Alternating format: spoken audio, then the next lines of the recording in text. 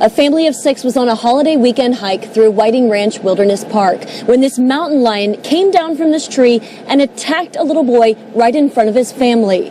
This is the father's 911 call 2 minutes later. There was a mountain lion attack.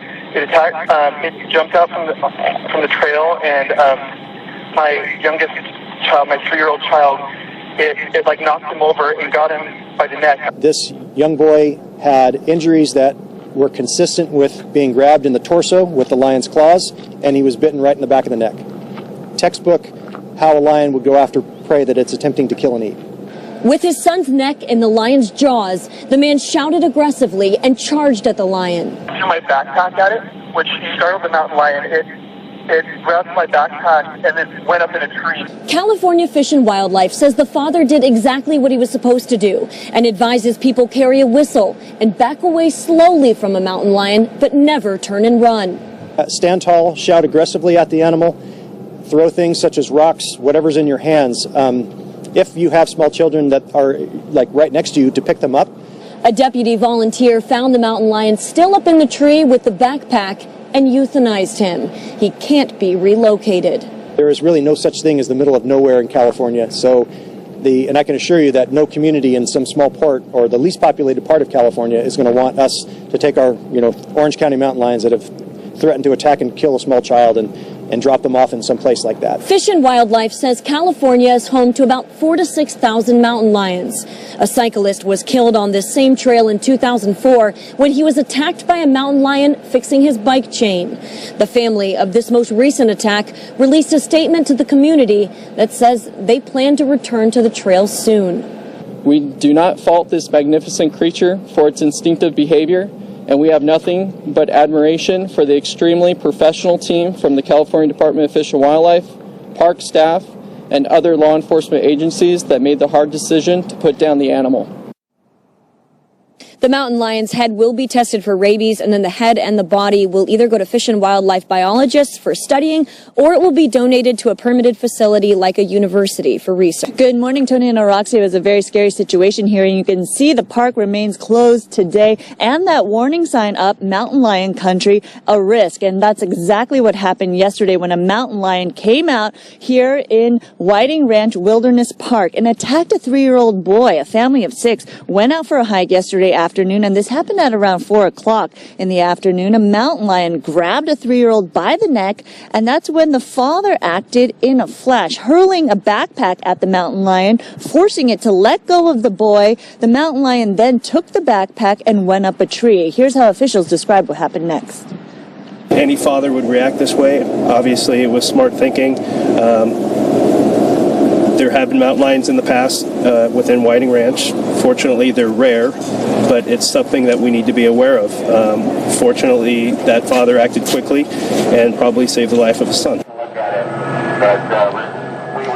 Good reaction by the father, of course. That cat was euthanized as the boy was rushed to the hospital. He is expected to survive non-life-threatening injuries. But this morning, again, this park closed, and obviously the threat is very real. Reporting live here, I'm Sandra Endo. Let's send it back to you. Something so unexpected. All right, and scary. Really scary. All right, Sandra, thank you very much. Hi, my name is Captain Patrick Foy with the California Department of Fish and Wildlife, and we are the lead investigating agency on a suspected mountain lion attack that occurred right here in this park yesterday. I just want to start off with really the most important part of this story, and how is this little boy doing? And he's doing okay. So there is some good news that has come out of this, that even though he sustained some significant trauma, mentally and physically, the family has provided him great support. They got him right to the hospital. Hospital staff has been commended by the family as having done a wonderful job treating them, and they discharged him last night, and he is healing and he's doing okay. So just wanted to start off with that part of it and go through a little bit about why we're here and how we ended up here and where we go from here. Yesterday, about 4 o'clock, actually 4:10, a family, a mom and dad and 4 kids, were going on a hike on a holiday weekend on a great day in this park. They were enjoying each other's company. They were about a mile away from the parking lot and having a really nice day in nature. And the young boy who was actually fairly close to them, the dad described it within about a few yards or maybe 10 feet in front of him. He said that a mountain lion came out of a tree and attacked his son right in front of him. He has been on hikes many times before. He's read the signs. He has thought of this, how would we react if this kind of a situation happened to me? And he knew to shout aggressively at the lion that now has his son in its jaws. And he shouted and charged at the lion. And as he did so, the lion startled and let go of his son. It immediately assumed a defensive posture, and so the dad was wearing a backpack, and he took the backpack off and he threw it at the lion. The lion actually responded by picking up the backpack in its mouth, and it ran up the tree that it had jumped from. When they 2 minutes later, at 4:12, I think is the timestamp on the 911 call, came in and they reported this happening. I don't have the exact time frame when the sheriff's office responded, but it was pretty quick. The family described this mountain lion having run up into this tree with the backpack in its mouth. The deputies who responded were in communication with our wildlife officer personnel. Our wildlife officer personnel gave them the directive to take the offending lion if they had that opportunity. And it was in the immediate vicinity of this attack. And the deputy showed up within minutes. There was the same lion, he thinks, in the same tree with the same backpack in its mouth, and he immediately took the lion. So he made the right call in that particular case, and it was within the consult of our department. So where do we go from here? By the time the family made it back to the parking lot, the paramedics were already there. They immediately got him to the hospital, and I already talked about he's doing okay. So the little boy was, I think, 3.5 years old, so very, very small young boy. Obviously a super traumatic experience for him mentally, physically, and for the entire family. Our wildlife officers were fairly quick thereafter to respond.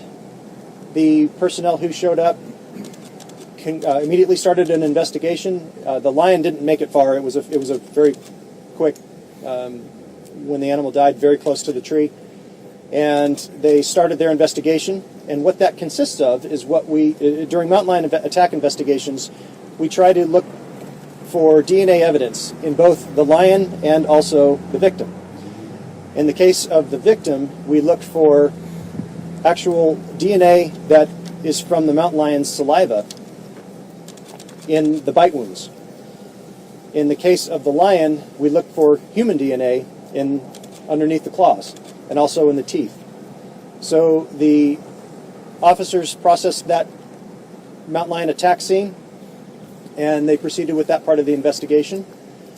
The family's now on their way to the hospital. Our personnel processed that animal carcass as we would normal wildlife forensics evidence, and we have a wildlife forensics laboratory in Sacramento. Those folks do some incredible work, and we alerted them and alerted them to be on standby first thing this morning. They got in a couple hours earlier than they would normally. I believe 5:36 in the morning they were starting. We actually drove the lion carcass, and also one of our officers met the family at the hospital and collected the clothing samples from the victim and put it all together, and we rushed everything up to Sacramento. He drove all night, and they started on that process this morning. We are hoping that we'll have results by tomorrow. Could be even sooner if things go really, really well, but we never can, we don't ever want to promise anything, and those kind of results are so tricky, you just never can guarantee them, but that's what we're trying to do at this point. One of the questions that has come up, and I want to just kind of get this out there, is there's a lot of question about, was this family, doing the right thing by being out there in a place where mountain lions exist?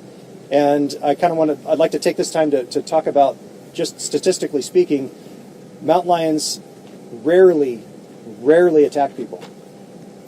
In the California's 100 years of record keeping, we have recorded about 16 mountain lion attacks in 100 years. Our population is, close to 40 million now. 3 of those attacks were fatal. So the statistics will tell you that driving to the park to go on your hike is far more risky than your risk of being attacked by a lion once you get to the park. We encourage families like this family and other families to take a beautiful day on a holiday weekend and go on a hike. Have your kids go out, stretch their legs, smell the flowers, listen to the birds, watch the rain turn the plants green. This is what we encourage people to be doing. The kids were all under immediate supervision. The attack was extraordinarily rare, if we can conclusively prove it will be, but it's looking that way. And it's terribly, terribly unfortunate, the whole situation. With that happening yesterday, we don't change our tune, really, that we want people, families, individuals, people to go out, enjoy their time living out and experiencing nature. But we just advise people just to think about the fact that California coexists with mountain lions, and we have done so really, really well, remarkably well, over the last 100 years, despite the fact there are 40 million people in California. There's probably between 4,000 and 6,000 mountain lions across the state. And for the most part, we all get along pretty well. And there's lots of examples of depredation cases against domestic livestock, but there are very, very rare cases of actual attacks on people. So that's sort of the take-home message. And I guess I can leave it with that and start with some questions. So what are you looking for in comparing the saliva and the DNA? Do you have to prove that this truly happened? Is that all you're trying to do? Essentially, the question was, what are we doing with this DNA? We were looking for DNA from both the lion and from the child on each other's evidence. Also, I forgot to mention the fact that we took the backpack as well. So the mountain lion that had the backpack in its mouth, there's a really good chance we'll get DNA off the backpack. The point is that we're just trying to make a super slam dunk conclusion that the mountain lion that was taken was the one that actually attacked the little boy. So if you can find where the teeth caused the wounds on the little boy's neck and back, and you can find DNA evidence, that's pretty good conclusive evidence that we actually have the right animal. And there's no suggestion that we don't have the right animal. That's just part of our process and what we do. You talked about the father thinking about this kind of scenario and how he reacted. Can you talk about kind of what you advise people, how you advise people to react in a situation like this, and compare that to how the father did react? Did you do everything kind of you're supposed to do in that situation? The question was, what did the father do, and is that consistent with what we recommend people do when confronted by a mountain lion? And absolutely is exactly what we recommend people do. We recommend people stand tall, shout aggressively at the animal, throw things such as rocks, whatever's in your hands. If you have small children that are like right next to you, to pick them up, to stand tall. And other than that, we don't advise not to turn and run. We advise to back away slowly, and once you put some distance in between the lion, that you can start to turn and walk away a little more briskly. This family described the lion running up into the tree, and they said they remembered those lessons, and she said we kept watching and walking back and watching, and once we got to some distance where they felt like they were reasonably safe, they turned and started walking at a fairly brisk pace. Textbook exactly how you would want a person to respond to this kind of situation. Do you know enough history of the lions in this area to be able to say it happens, get inside the animal's mind? It happens because they're looking for food. It happens because they're looking for water. Is there any simplistic way to explain this? The question is sort of the motivation of why a lion would do this. I don't know if it really matters whether it's in this area or across the state or the nation. When you look at the attack that occurred, you look at the consistent injuries that this young boy sustained and compare that to other human attacks that have happened in the past. I've worked on a few. I've been around about 23 years, and so I've had some part of each of the investigations that have happened. I think there's 4 or 5 of them since I was in the department. The the lions will go after their prey. To use deer as an example, they typically, the first thing they do is they get a purchase with their front claws, and then they bite into the neck or head. And that's how they kill deer. This young boy had injuries that were consistent with being grabbed in the torso with the lion's claws, and he was bitten right in the back of the neck. Textbook how a lion would go after prey that it's attempting to kill and eat. Some people claim the child was provoking the cat by throwing rocks before it attacked. Do you know anything about that? I have definitely no information about that, and I doubt that's true. From what I understand, they saw the cat the moment before it actually hit the child. I definitely have no information to suggest that. Is there any possibility that the mountain lion could have been taken in alive? And follow up to that, is it the department's policy to euthanize every animal, every cat that bites a human? The question was, is there any other way to not euthanize the animal? And in a case when a lion or bear, to use two examples, actually get to the point where they start attacking and threatening to kill small children, that is definitely into the black and white area. So we, for not just public safety, but we are going to have to take that offending animal just in the interest of collecting the forensic evidence. And also, there are people who would suggest, why don't you just catch it and take it someplace really, really far away, But again, going back to the population of California is in the neighborhood of 40 million. There is really no such thing as the middle of nowhere in California. So, and I can assure you that no community in some small port or the least populated part of California is going to want us to take our, Orange County mountain lions that have threatened to attack and kill a small child and drop them off in some place like that. So, yeah, that unfortunately is not a possibility. That's a lot. Follow up to that, you say that we're generally doing well with mountain lion populations. Can you just comment briefly on how those populations are doing in California at this point? Are they rebounding? Are they thriving? Question is, across the state of California, how's the mountain lion population doing? We've used a general statistic between 4,000 and 6,000 mountain lions in the state of California. We've used that for quite a number of years. That number is generated primarily upon the quality of mountain lion habitat and how many mountain lions our ecologists think could live here. That is combined with anecdotal evidence and some scientific evidence that are collected by studies throughout not just LA County. I'm not familiar with the studies all in Southern California because I'm from Northern California, but we compare that with the statistics that we get from studies that are done throughout the state to try to come up with that population figure. So it's not really changed much in the last 23 years that I've been around. Population's around 4,000 to 6,000 animals, and they're doing fairly well. They're not threatened with extinction by any means. What's the history of attacks in this particular park? That one, this is the park where we had a fatality in 2004, and I was working with the department at the time. I remember that one. I apologize because I can't come up with the name of the victim. Mark Reynolds. I think you're right. And then there was another woman who was attacked the same episode, and yes, that was at this park. Can you tell us what was in the backpack that got his attention? Her attention. There was no food in the backpack. It was water bottles, and I don't recall what else. Sunscreen and water bottles.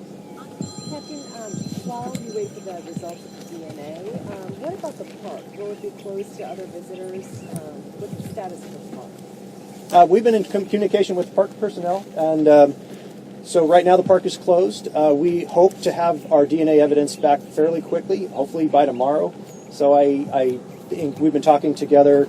I think we'd like, just for the ultimate sense of security, I think the easiest thing to do is just to say, once we get that DNA evidence back, if we can conclusively prove that this is the right mountain lion, park gets, our advice would not be to keep the park closed.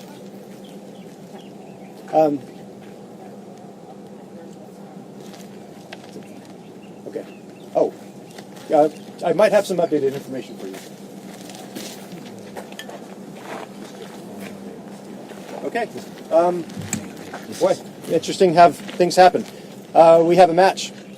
Our forensic scientists in Sacramento have just put a call into us and said that they have a match, that it's the correct lion, and that would conclude our investigation.